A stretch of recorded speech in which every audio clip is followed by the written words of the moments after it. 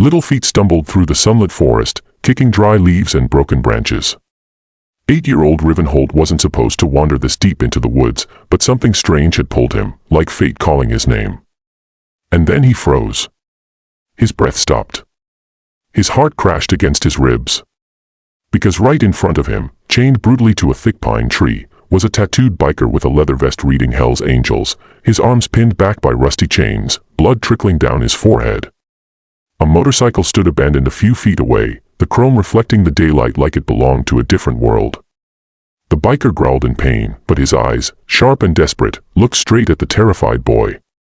In that moment, even the wind seemed to go silent. Nothing about this scene made sense. Nothing except that this boy had just crossed paths with a man the world feared, and maybe a man the world had already given up on. If you believe kindness and second chances can change someone's entire destiny, then please don't forget to like, comment, share, and subscribe to Soul Moment Story. It truly motivates us to keep bringing more inspiring stories just like this. Riven could have run. Every instinct begged him to turn around and sprint back home. Everyone in town whispered that Hell's Angels were dangerous, criminals, monsters on 2 wheels. But the man didn't look like a monster. He looked like a human being trying not to break. And Riven, despite his scraped knees and scrawny frame, wasn't made of fear, he was made of empathy. So he stepped closer. The man closed his eyes as if ashamed to be seen weak. His name patch read Axton Bishop, though Riven didn't know it yet. All he knew was that something awful had happened. Chains wrapped around the biker's chest, arms, legs. Whoever did it wanted to break not only his body, but his pride. Riven touched the chains, and Axton whispered hoarsely, "Kid, leave. It's not safe for you here." The warning was raw, protective, and pained. But Riven shook his head stubbornly and tugged at the thick metal links with all his little strength. They didn't budge. Still, he didn't stop trying. Axton's mind spun. He'd lived a life coated with violence and mistakes. He'd fought, cursed, broken bones, and drunk away his chances of redemption. But nothing broke him like the sight of a small boy trying to rescue a man the world told him should be feared. Riven's muddy hands got bruised as he pulled the chain. Then he disappeared into the woods for a moment, leaving Axton with the fear that the world had taken one more thing from him, hope. But Riven came back, struggling to carry a jagged rock almost too heavy for him. He hammered at the lock until his tiny palms turned red. It was painful to watch.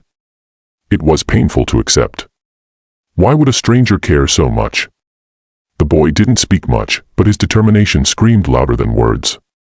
Finally, after minutes that felt like hours, one link cracked. Axton collapsed to the ground, breathing heavily. He was free, but his body shook from exhaustion. Instead of running away, Riven placed a hand on his arm gently, as if reminding him he wasn't alone. And in that moment, something inside the hardened biker shattered, not in weakness, but in awakening. Riven didn't know that Axton Bishop, once a feared Hell's Angel, had betrayed the club by refusing to join their plan to terrorize a rival group. They called it loyalty, he called it pointless destruction. His refusal sentenced him. They beat him, dragged him to this forest, chained him to a tree, and left him there to be found by wolves or never found at all. But fate sent a little boy instead. Riven helped Axton get up, but the big man could barely stand. So the boy guided him slowly to the bike. With trembling hands, Axton climbed onto the seat. Riven's small fingers tried to steady him. The engine roared to life like a beast waking up. Axton looked down at the boy, this small stranger who had saved him, and placed his hand on Riven's head in a silent vow.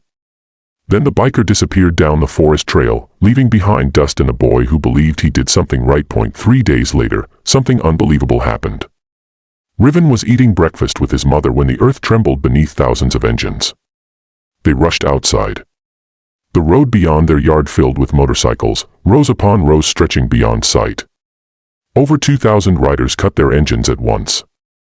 Silence swallowed the street. Fear seeped through the neighbors.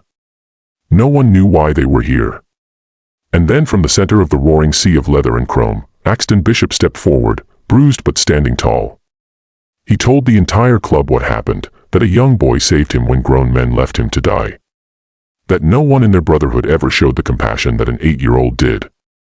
He threw his biker cut on the ground, looked straight into the crowd, and said, "If we still call ourselves brothers and men, then every one of us needs to be more like that kid." The crowd of hardened bikers turned to Riven.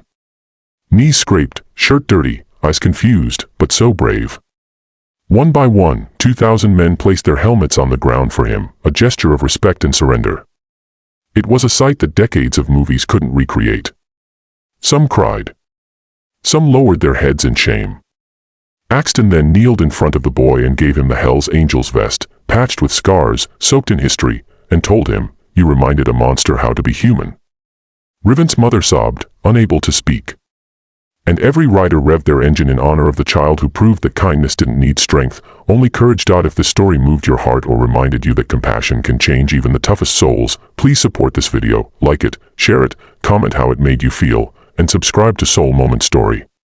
Your engagement keeps these powerful real-life lessons alive. Sparkle's special request: comment, second chance, if you believe even the darkest hearts can still choose the light. And as the sun painted the road golden, 2,000 riders escorted one small boy and his mother home, not to protect them from danger, but to honor the kind of bravery the world desperately needs more of.